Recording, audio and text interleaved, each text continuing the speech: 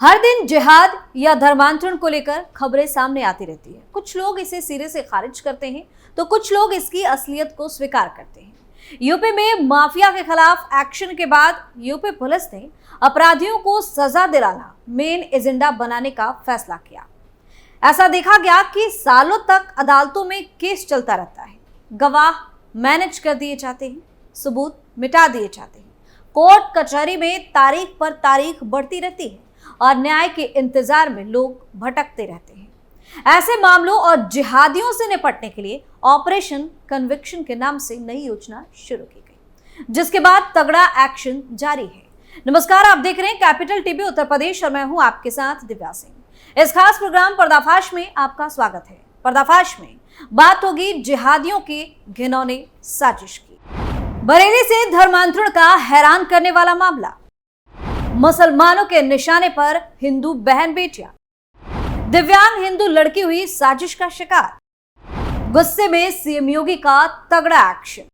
देश में लगातार धर्मांतरण के मामले सामने आ रहे हैं। हालांकि स्वेच्छा से अपने धर्म को छोड़कर किसी दूसरे धर्म को अपनाना अपराध नहीं है, लेकिन अगर कोई धोखाधड़ी और लालच से जबरन किसी का धर्मांतरण कराता है तो इसे अपराध की श्रेणी में रखा जाता है।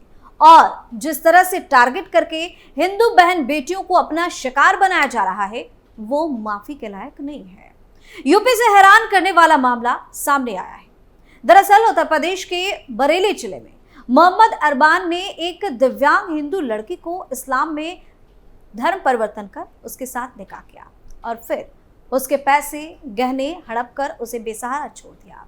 यही नहीं, ससुर इरफान ने पीड़िता से छेड़खानी की और उसकी सास ने अपनी बेटियों के साथ मिलकर दिव्यांग लड़की को भी पीटा।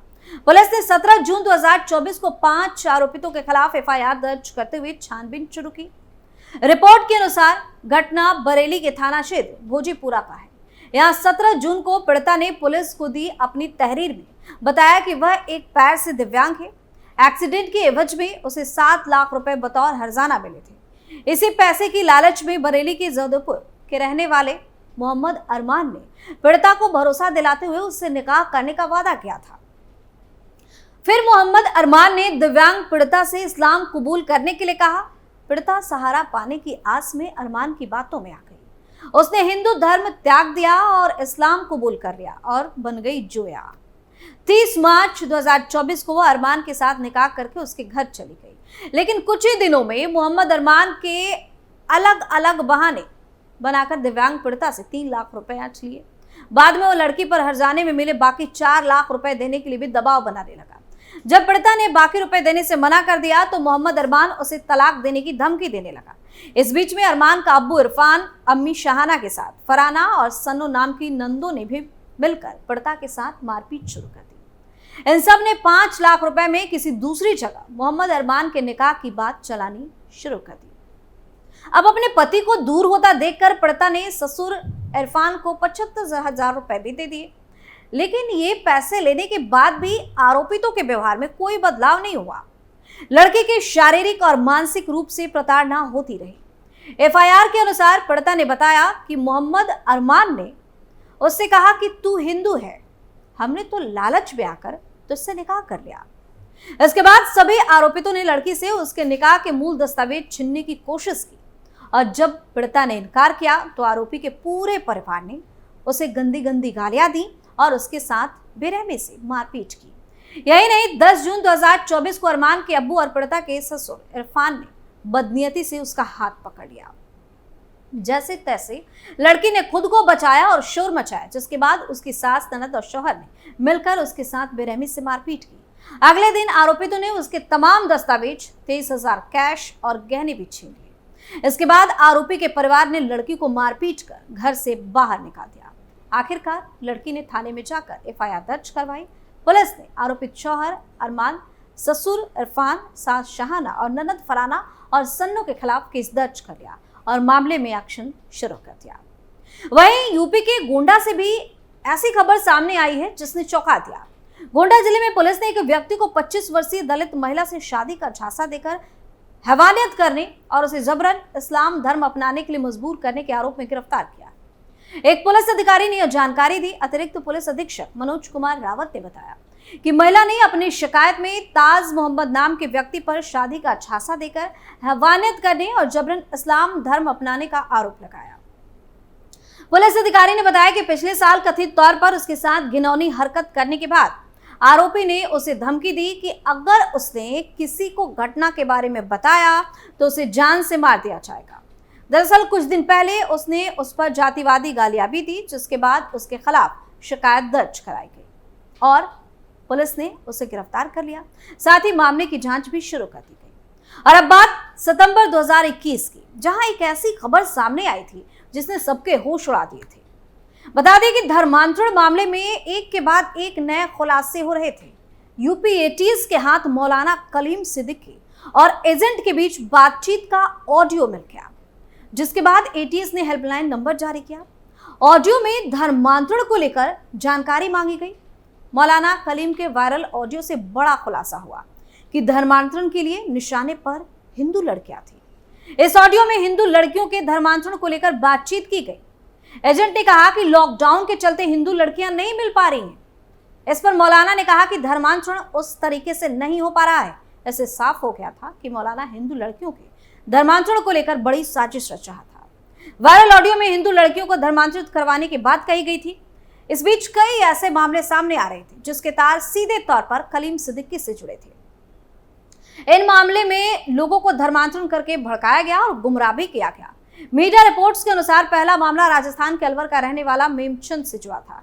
मेमचंद का धर्मांतरण किया गया था। उससे बाद में मोहम्मद अनस की पहचान दी गई। मेमचंद का कहना है कि दावे इस्लाम ट्रस्ट में कलीम सिद्दीकी और उसके लोग धर्म परिवर्तन का काम चलाते थे। मेमचंद ने बताया कि यहाँ हिंदू धर्म का नाम लेकर गलत तरीके से भड़काया जाता है। मेमचंद ने आगे कहा कि नक्शा सुलेमानी नाम की किताब कलीम सिद्दीकी और अबू बकर ने उसे दी थी। उस किताब में तंत्र मंत्र के जरिए लड़कियों को कैसे फंसाया जाए, इन तमाम चीजों की जानकारी थी। मेमचंद ने बताया कि उसे जम्मू कश्मीर भेजा गया। वहां पर उसे जवानों पर पत्थरबाजी का काम सौंपा गया, लेकिन उसने ऐसा करने से मना कर दिया। इसके अलावा मेमचंद को फर्जी पासपोर्ट के जरिए कलीम सिद्दीकी और अबू बकर ने हज करने के लिए भेज दिया। तो इस तरह से खुलासे हुए तो कई लोग हैरान हो गए, क्योंकि एक बड़ी साजिश का खुलासा हुआ था। वहीं जुलाई 2023 की बात करें, जहां राजधानी दिल्ली से सटे गाजियाबाद में धर्मांतरण का मामला सामने आया था। पुलिस ने जब इस मामले की जांच शुरू की तो पता चला कि 7 लोग धर्म बदलकर इस्लाम कबूल कर चुके हैं। इसके साथ ही 4 लोग इस्लाम कबूल करने वाले थे। इस मामले में पुलिस ने 3 आरोपियों को गिरफ्तार किया था। उनकी पहचान राहिल उर्फ राहुल अग्रवाल, मोहम्मद अब्दुल्ला उर्फ सौरभ खुराना और मुशीर सैफी के रूप में हुई थी।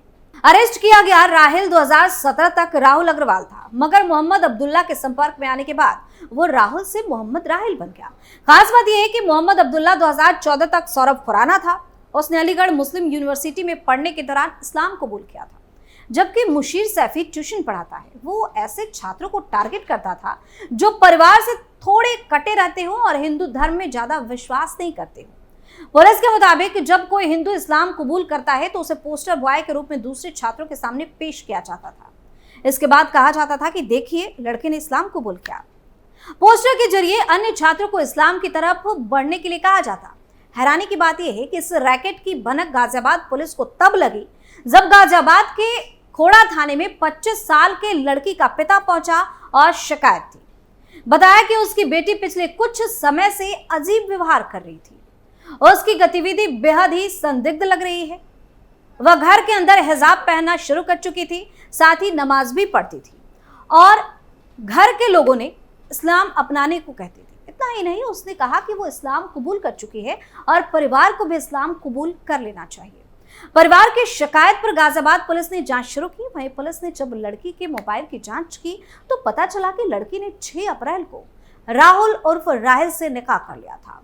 नोएडा के कॉल सेंटर में काम करती थी। राहिल भी वहीं काम करता था। पूछताछ में परिवार वालों ने पुलिस को यह भी बताया कि लड़के ने शुरू में बेटी को अपना नाम राहुल अग्रवाल बताया था। इसके बाद पुलिस ने खोड़ा थाने में एफआईआर दर्ज की और राहुल को गिरफ्तार किया। वहीं राहुल की गिरफ्तारी के बाद कई हैरान करने वाले खुलासे होते चले गए, जिसको जानकर पुलिस भी चौंक गई। तो यूपी में लगातार जिहाद और धर्मांतरण की घटनाएं सामने आ रही है, जिसके बाद योगी सरकार सख्त एक्शन में दिख रही है। लेकिन सिर्फ सरकार और प्रशासन की ये जिम्मेदारी नहीं है कि वो आपके लिए सजग रहे, आपके लिए काम करते रहे। बल्कि ये खुद आपकी भी जिम्मेदारी है कि आप सावधान और सतर्क रहें।